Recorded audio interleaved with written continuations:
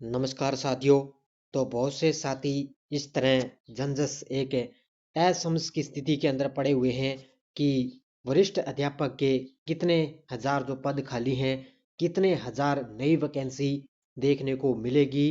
तो इसमें आपको मैं इस न्यूज़ के अंदर आपको बताऊंगा कि पूरे वास्तव के अंदर अपने बात करें भी कितने व्याख्याता के पद खाली हैं, कब तक जो है वैकेंसी आ सकती है, कितने लोगों का अभी जो डीपीसी हुई है या नहीं ही उसके अकॉर्डिंग है, कितने पद खाली हो सकते हैं। वरिष्ठ अध्यापक है, सेकंड ग्रेड है, रीट की वैकेंसी है, पूरी चर्चा इस जो है न्यूज़ के अंदर दी हुई है। थोड़ी सी डिटेल में आपको बताऊंगा बढ़िया तरीके से, और लगातार आपको मेहनत जारी रखनी है। तो सारे विद्यार्थी एक बार वीडियो को लाइक शेयर करेंगे, और जो साथी इस चैनल हमारे इस चैनल पर नहीं है तो जरूर आप चैनल को सब्सक्राइब करें और इसके पास ले बेल आइकन का घंटा दबाएं, ताकि हम जैसे वीडियो अपलोड करें उसका नोटिफिकेशन आप तक पहुंच जाएगा। ये आज की ताज़ा न्यू अपडेट है।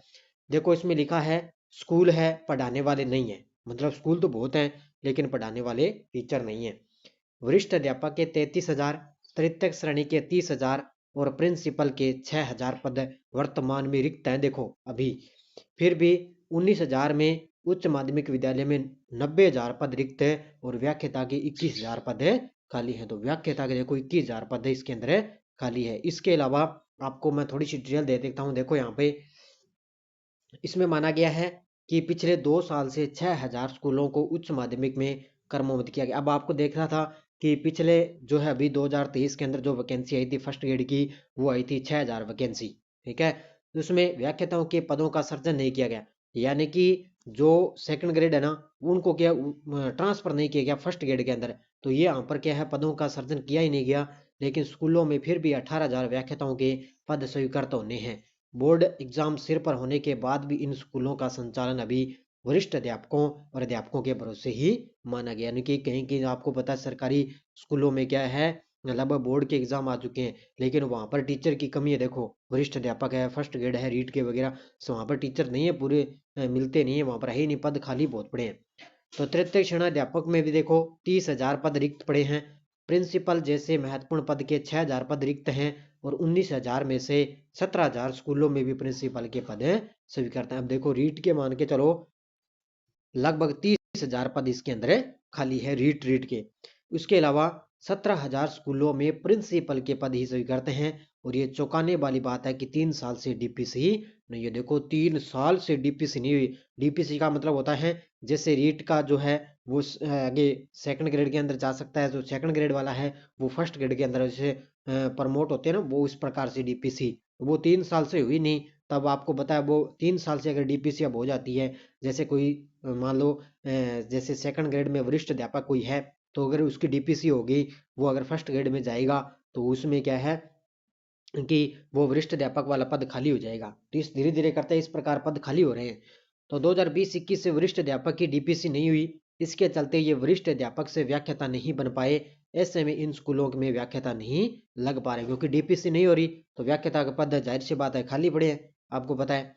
इसके अलावा व्याख्याता से वाइस प्रिंसिपल व समकक्ष पदों पर भी डीपीसी इस साल की पेंडिंग पड़ी है। भी इस साल अब देखो नई सरकार भी आ गई, फिर भी अभी भी डीपीसी यहाँ पर खाली पड़ी है। अब देखो इसके बाद में बोर्ड एग्जाम में कम नामांकन 99,95,00,000 पर आ गया।